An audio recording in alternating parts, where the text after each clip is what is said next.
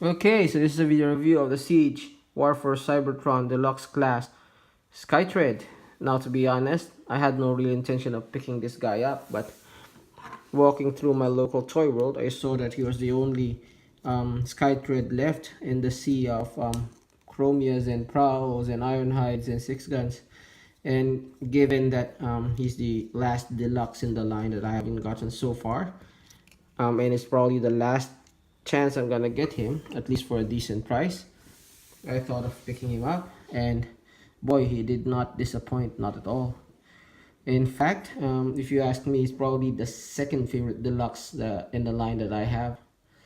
um, yeah, with that in mind, let's take a closer look at the packaging, and let's take a good look at Skytread. Okay, so he comes in the standard Siege Warfare Cybertron box. There's his Transformer Siege Warfare Cybertron Trilogy. He is figure number WFC S10 Decepticon Skytread. On the side of the box is a nice image of the two alt modes. At the back is a picture of Skytread with the two alt modes and some Battlemasters. And the other side is the standard Siege Warfare Cybertron image.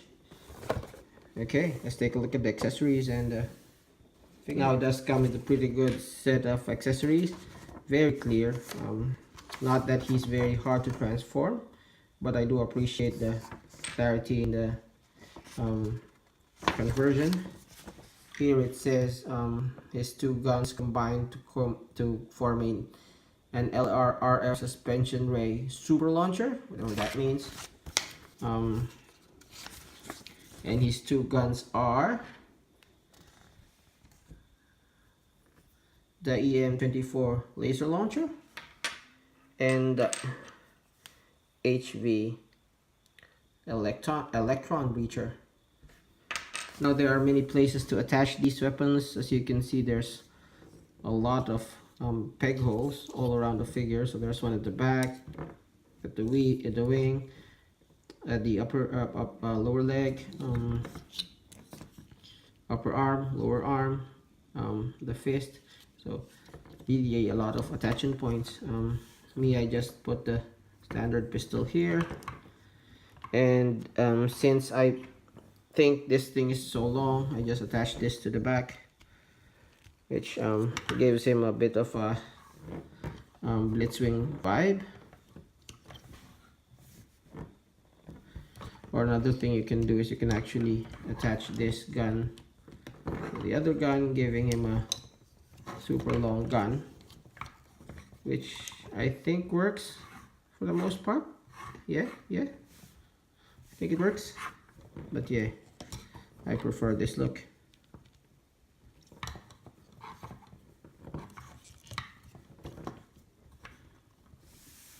Now, taking a closer look at the figure, I think he is very well designed. The upgrade from the G1 Duocon was really good. In terms of the head sculpt, as you can see, he doesn't have light piping, but I don't know what they did with the paint in the eyes. It just pops, or the visor, I guess. The face as well is very well painted and sculpted. See, there's a really nice smirk that he has there. And I don't know, very Decepticon-y, whatever that means, Decepticon-y. Going down the figure, there's a nice blue cockpit and a really nicely painted Decepticon symbol. I wish the color match between this and this was better. I don't know why there's a difference in color. I'm always thinking these are same plastic, but anyway. Some silver paint there, some pseudo lights there that are not painted, but you do. Again, some silver paint there. Side of the figure, this and this is where the battle damage was put, and it's barely there. So I don't know. I wish there were more. I'm probably the only one asking for that, but I wish there were more, just so he fits in with the other figures in the line. On the back, these are the threads, and that's really clearly the airplane. Remove that. There's the pig there as well. So yeah, I like the general look of the figure, and given that my favorite color is maroon, helps a lot.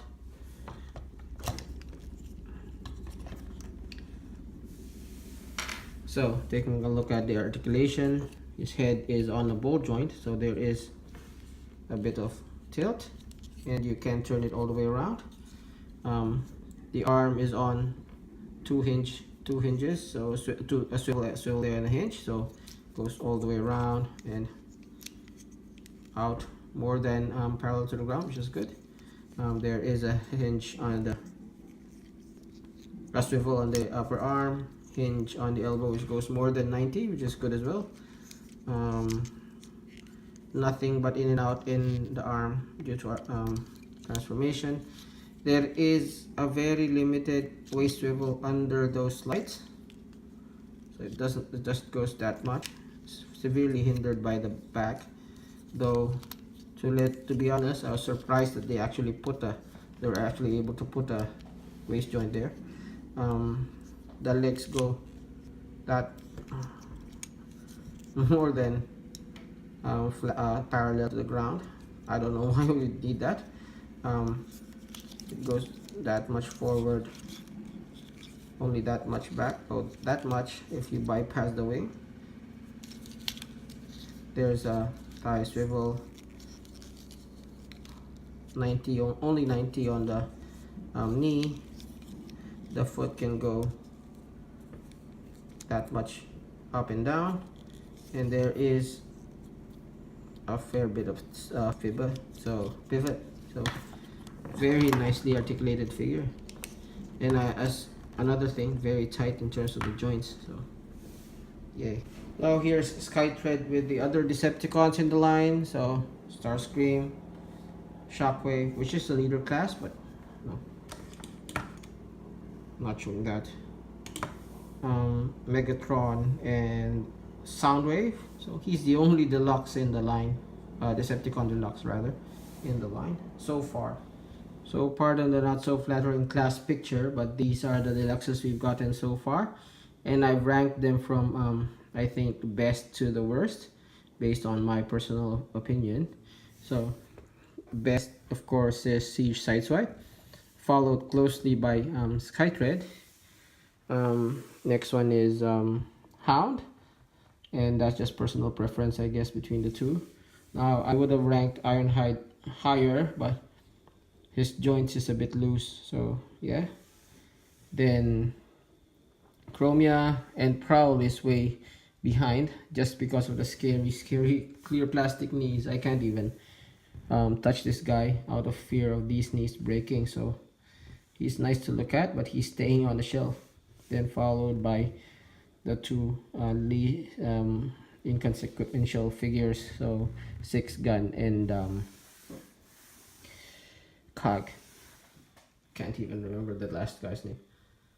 That's how I rank them. And of course, here he is with his fellow Duocon, Battle Slash. So Battle Slash was a surprise hit when he got released in the Power Primes line, and not 1 year after we get the other Duocon, Skytread. Now, if you ask me, this guy fared a lot better than this, just because he's severely hampered with having individual robot modes and things like that. So if you ask me, this one is better, but you need to have both, right? Also, and of course, here he is with Power Primes Dreadwind. No Grim Trigger review will be complete without that. Here he is with Paul Rudd. Here he is with Daisy Ridley, and of course here he is with Mark Ruffalo in a screw truck. Okay, so let's go ahead and transform this guy. First of all, remove his weaponry. You just untab the waist. So see how the waist is really secure, but it's really easy to pull it off and push it in. So I don't know how they managed it, but it was a really well designed joint. Anyway, the upper half, as seen in the box transforms to jet. So let's do that first.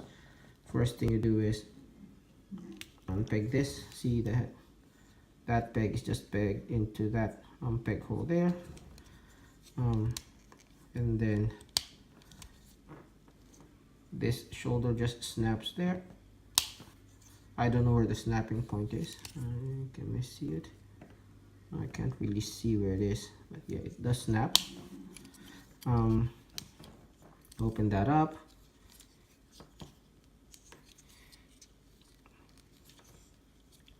You unpeg this part. See, that peg just pegs into that gap there. Unpeg this part as well. Fold this down. This just stays flush there. There's no peg points or anything there. Fold the wing down. Now this, see that tiny peg there? Pegs into one of those holes there, so it secures that bit. Do the same on the other side, so it lays flush on the wing there. And then for the arms, just fold this in, fold the other one in. Now see those two pegs there? They will peg into those two holes there, so just rotate this, rotate this.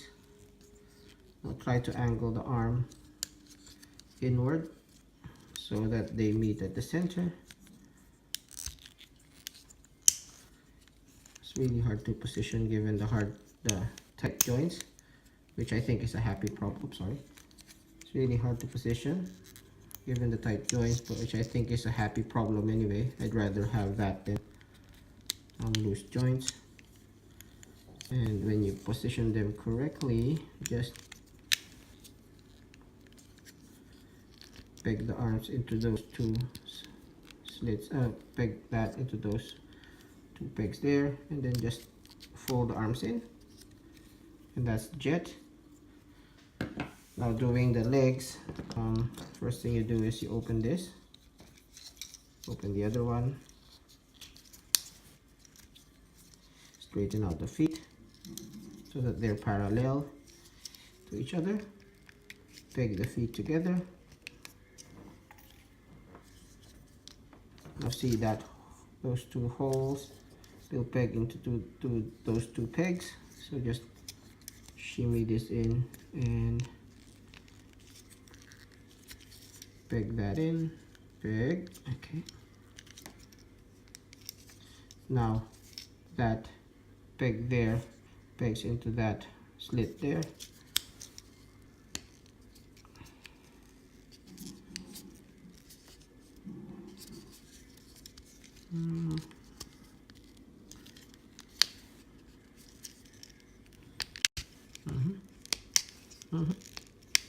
Yep, peg together, there you go. That is the tank. Now of course to complete the look you need a tank turret, so you take the longer rifle and just peg it there. Unfortunately it doesn't peg all too well, just because the peg is too short. I wish they made this peg a bit longer, but again, what can you do? So that's it. Then you can peg this gun here as well.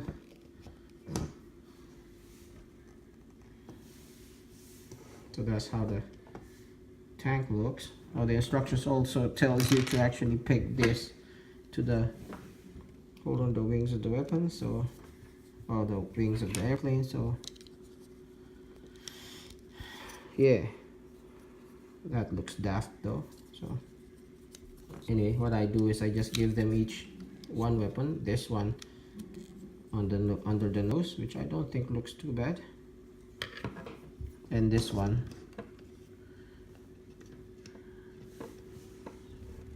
like that. So not too bad. So taking a closer look at the airplane, I mean, it's not a bad airplane. It's really small though, being a Legends class, but what can you do? Nicely painted details and all that. Underneath is the robot arms, but and it's clearly visible here, but what can you do? Has to go somewhere, right? Now the tank as well is really nicely done as well. See, the battle damage does stand out on vehicle mode more just because of how tiny it is, but I wish it extended to the front of the tank as well. Now there's this big gaping hole, not that one, not the culo, but I mean this big gaping hole there. What can you do? That's just how it is. Now it does have these four wheels, so it does roll. That's not too bad. Okay, so for some size comparisons, here is Skytread's Jet with Power to Prime's Dreadwind, so slightly smaller. Okay, remove that for clarity. Yep, so slightly smaller. This is definitely a Legends class figure scale. And here is the tank with deluxe glass. Side swipe, again, definitely really small. Now here's Skytread with two actual Legends class figures. Here he is with Beachcomber and Wind Charger. So yeah, definitely Legends class scale. And of course, here is Skytread with Skytread's two modes with Battle Slash's two modes.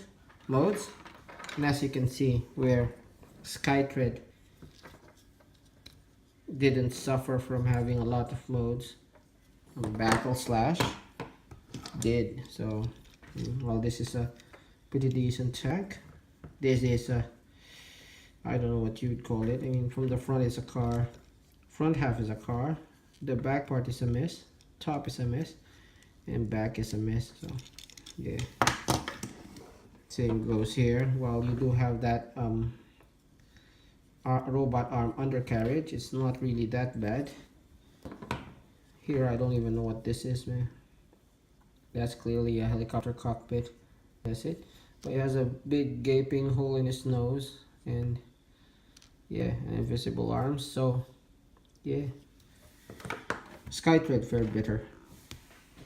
And lastly, here's Skytread with Mark Ruffalo on a scooter.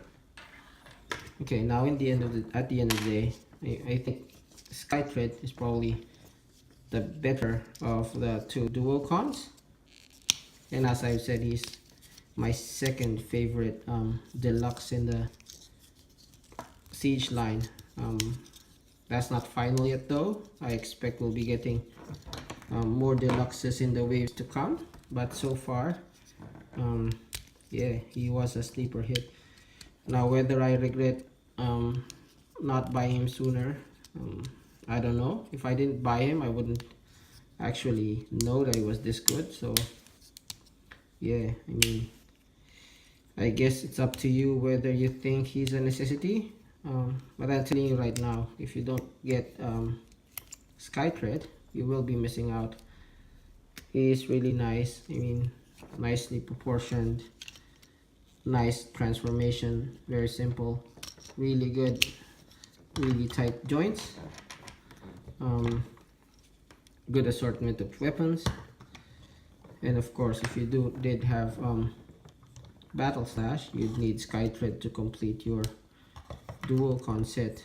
So yeah, if you ask me, if you haven't picked him up and he's still in the shelves, go pick him up. He's a worthy purchase, and he's probably now gonna be one of my is gonna be part of my circulation. And with that I mean robots that come with me to work.